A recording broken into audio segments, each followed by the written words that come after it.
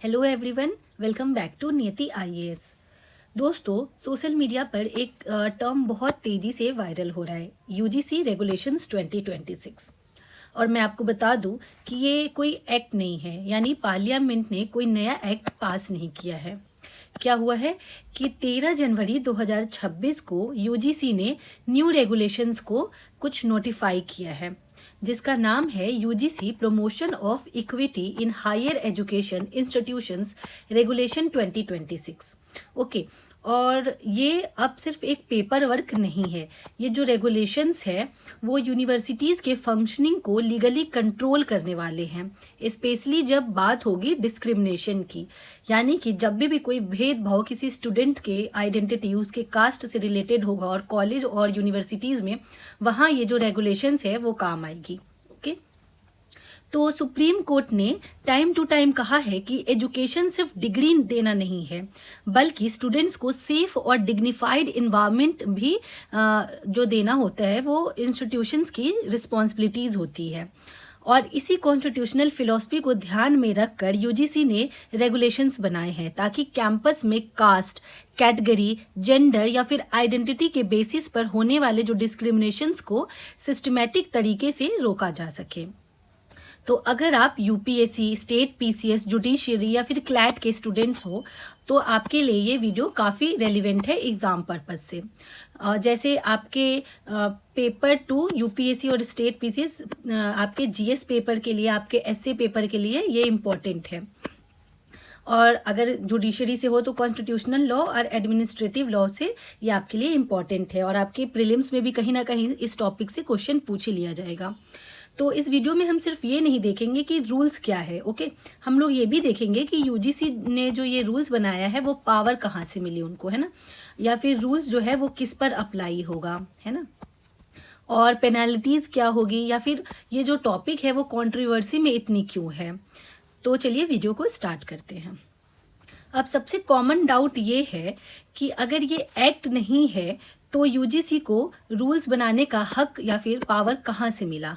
ठीक है, तो कोर क्वेश्चन क्या है कि if this is not an act, how does the UGC have right to frame binding rules.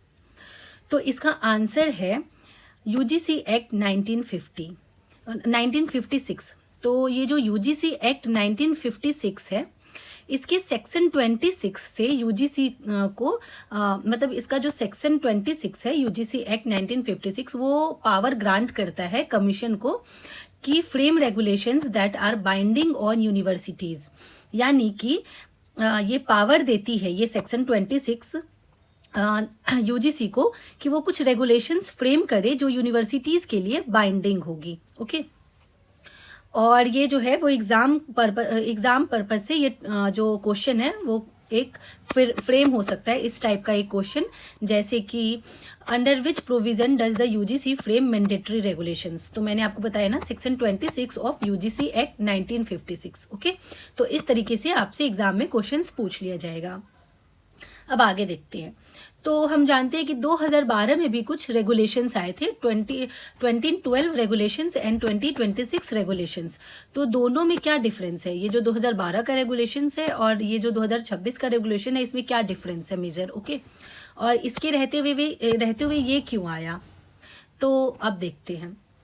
तो जो 2012 का रेगुलेशंस था, जो रूल्स था, उसका नेचर मोस्टली एडवाइजरी था, यानी कि सिर्फ सलाह देना था। ओके, और इसका इफेक्ट क्या था, सजेस्टिव था। Universities could choose to follow और इग्नोर, यानी कि जो यूनिवर्सिटीज़ है चाहे तो फॉलो करे वरना इग्नोर भी कर सकती थी। ओके, ये 2012 का था।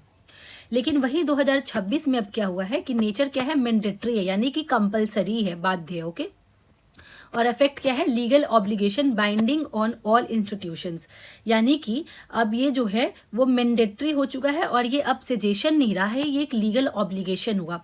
और हम लोग जानते हैं कि सजेशन को अगर ना फॉलो करे तो कोई पेनाल्टीज तो नहीं होगी, लेकिन लीगल ऑब्लिगेशन को ना फॉलो करे और ना माने तो हम लोग पनिशमेंट के हकदार हो सकते हैं। ओके, तो सोचो ये स्ट्रिक्ट बना दिया गया है अब, है ना।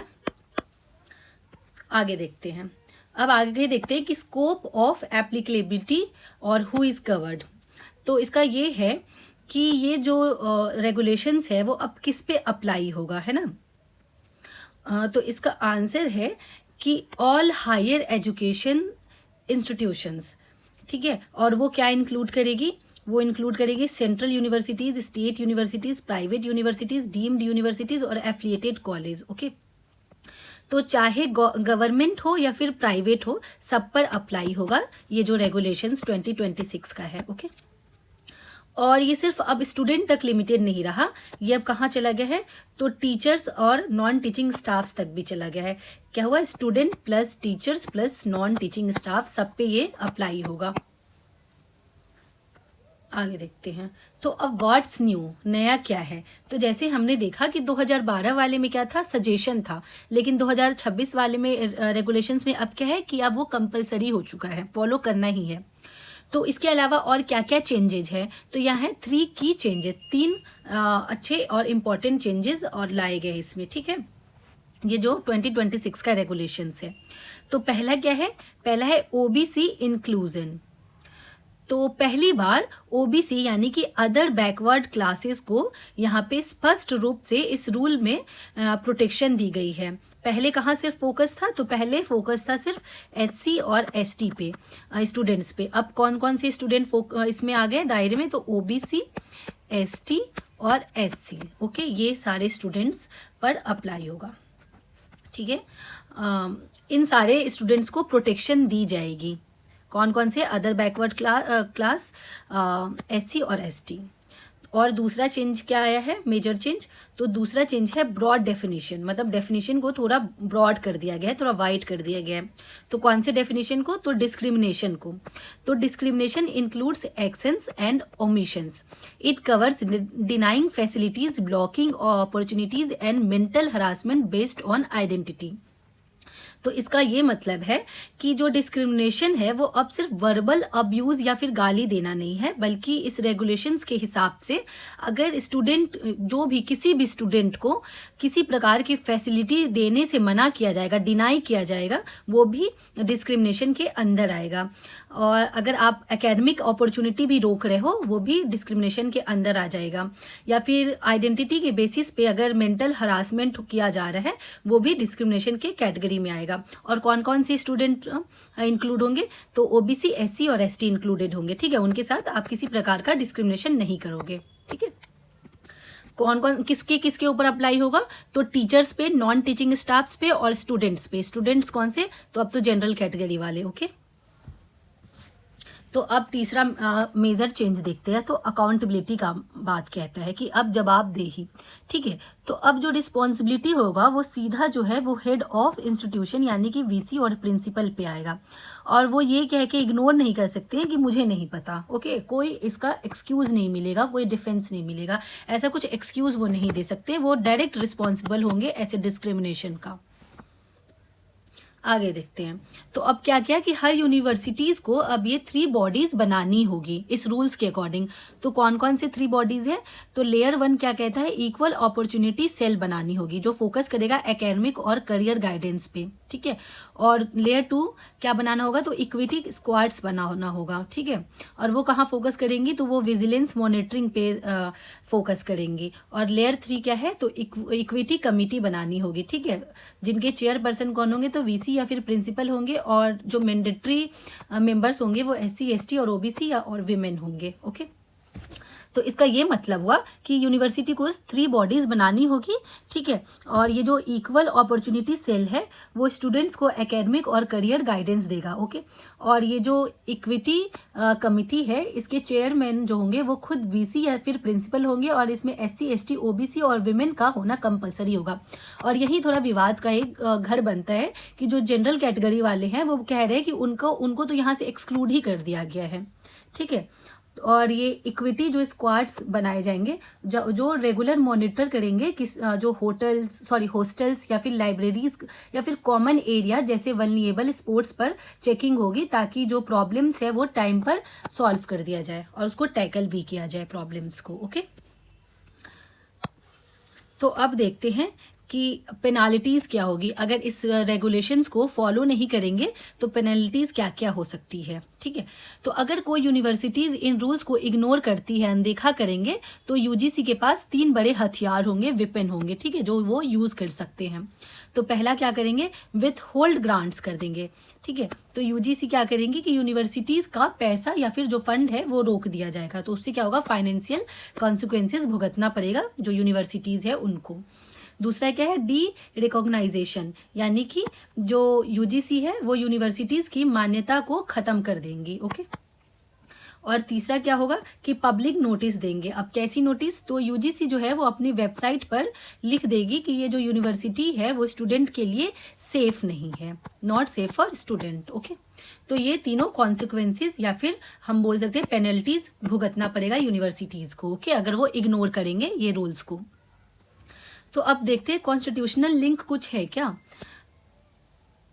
Education is not just about degrees, the supreme court maintain a safe, dignified and inclusive environment. जैसा मैंने कहा था कि एजुकेशन सिर्फ डिग्री देना नहीं, सेफ और डिग्निफाइड इन्वायरमेंट भी देना इंस्टीट्यूशन का काम है। तो अब देखो, जो रेगुलेशंस है उसका डायरेक्ट कनेक्शन हमारे कॉन्स्टिट्यूशन से रिलेटेड है, ओके, और उसके पार्ट 3 यानी कि फंडामेंटल राइट से रिलेटेड है। कौन कौन से फंडामेंटल राइट्स इंक्लूड होंगे, तो article 14, okay, right equality before law.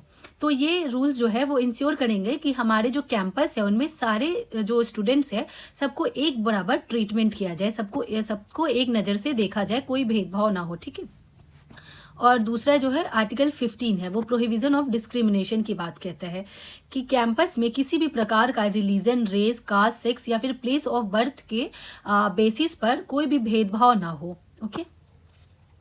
और जो थर्ड आर्टिकल है वो आर्टिकल 17 है, ये इंश्योर करता है कि कैंपस में किसी तरह का सोशल एक्सक्लूजन यानी कि सामाजिक बहिष्कार नहीं हो, अगर होगा तो ये एक लीगल ऑफेंस होगा, ठीक है। और आर्टिकल 21, तो आर्टिकल 21 इंश्योर करेगा कि डिग्निटी के साथ पढ़ना हर स्टूडेंट का हक है और इस रूल्स को डिग्निटी को प्रोटेक्ट करेगा। मतलब ये जो रूल्स है, ये जो बनाया गया हुआ है, इसको आर्टिकल 21 प्रोटेक्ट करेगा, ठीक है। कहता है कि डिग्निटी के साथ स्टूडेंट्स को पढ़ने का पूरा हक है। और इसका ये मतलब हुआ कि डिग्निटी के साथ पढ़ना सिर्फ एक मोरल राइट नहीं, ये अब क्या हो गया, कॉन्स्टिट्यूशनल राइट हो गया है, ओके। तो अब देखते हैं कि कंट्रोवर्सी किस बात की हो रही है ना, द कंट्रोवर्सी।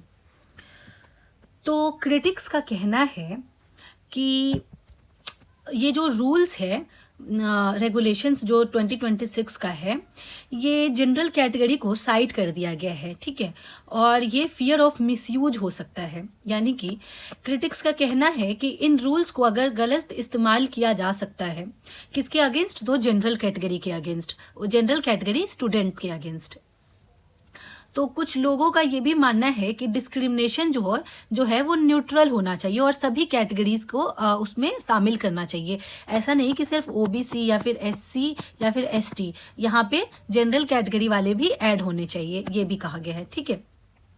और ये भी कहना है कि जो डिस्क्रिमिनेशन है वो सिर्फ SC/ST तक लिमिटेड नहीं होना चाहिए। अगर ये SC/ST तक लिमिटेड है तो क्या ये इक्वालिटी बिफोर लॉ के प्रिंसिपल्स को नैरो तो नहीं करता है, मतलब छोटा तो नहीं करता है ना, कि आप सिर्फ 3 ही टाइप के कैटेगरी वाले स्टूडेंट को आप प्रोटेक्शन दे रहे हो, बाकी को मतलब जो एक मेजर जनरल कैटेगरी वाले उनको तो आप छोड़ ही रहे हो, उनको आप एक अक्यूज्ड के तौर पर देख रहे हो, ये क्रिटिक्स का कहना है, ठीक है। और एक ये भी कहते हैं, क्रिटिक्स का मानना है कि इस रूल्स में अक्यूज के पास डिफेंस कम है, जिससे फॉल्स कंप्लेंट्स का दर जो है, रेट है, वो बढ़ सकता है, ओके। तो ये सब क्रिटिक्स का कहना है। और देखो कुछ मीडिया रिपोर्ट्स जैसे कि BBC के अकॉर्डिंग इस साल 2026 में बहुत सारे ऑफिसर्स ने अपने पोस्ट से रिजिग्नेशन दे दिया है, और जिनमें से एक जो है वो यूपी बरेली के सिटी मैजिस्ट्रेट है और उनका नाम है अलंकार अग्निहोत्री। और उन्होंने कहा है कि यूजीसी के नए जो नियम है वो सामान्य वर्ग के सभी स्टूडेंट्स को अपराधी घोषित करते हैं, और ये जो नियम है वो जनरल कास्ट विरोधी है। यानी कि ये जो यूजीसी का जो रेगुलेशन 2026 है, ये किसके अगेंस्ट है, तो ये अगेंस्ट है जनरल कैटेगरी के स्टूडेंट्स। ओके, ये उनका कहना था। सिटी मैजिस्ट्रेट अलंकार अग्निहोत्री जो बरेली से थे, अब वो रिजाइन दे चुके हैं। ओके, तो अब देखते हैं हम लोग कॉन्क्लूजन। ओके, तो दोस्तों अगर हम इस पूरे टॉपिक को सिंपल वर्ड्स में समझे तो UGC promotion of equity regulation 2026 का मतलब ये नहीं है कि कुछ न्यू रूल्स आ गए हैं। इसका ये मतलब है कि अब जो कॉलेजेस और यूनिवर्सिटी सिर्फ ये नहीं कह सकती कि हम इक्वालिटी में बिलीव करते हैं, उन्हें अब क्या होगा, प्रैक्टिकली प्रूव करना होगा कि वो जो नॉन इक्वालिटीज़ को अलाउ नहीं करते हैं, जो डिस्क्रिमिनेशन है उसको अपने कैंपस में अलाउ नहीं करते हैं, ये उनको प्रूव करना होगा। ओके, तो जो देखो, और साथ ही जो ओबीसी का इंक्लूजन हुआ है, इसका ये मतलब है कि स्टूडेंट्स जो है जिनके साथ डिस्क्रिमिनेशन हो रहा था, और स्टूडेंट्स को बढ़ा दिया गया है, ज़्यादा से ज़्यादा स्टूडेंट को प्रोटेक्शन दिया जाएगा। ओके, कि उनके कास्ट के ऊपर उनके साथ कुछ भी डिस्क्रिमिनेशन ना हो। लेकिन हमेशा एक बात याद रखना, सिर्फ रूल्स बना देना ही काफ़ी नहीं होता है। बिना किसी पूरी बात, मतलब बिना पूरी बात सुने, या फिर बिना सही इंक्वायरी के, या फिर बिना फेयरनेस के किसी भी रूल को हम अप्लाई नहीं कर सकते। अगर अप्लाई करेंगे तो हो सकता है कि प्रॉब्लम बढ़ सकती है। इसलिए फेयर एप्लीकेशन होना चाहिए, ड्यू प्रोसेस होना चाहिए, और सक्सेस मैट्रिक होना चाहिए। ओके, तो जो यूजीसी 2026 रेगुलेशन है वो move equality from a principle to a practice, यानी कि ये जो रेगुलेशंस है वो सिर्फ अ प्रिंसिपल नहीं रहा, इसको अब प्रैक्टिस करना होगा।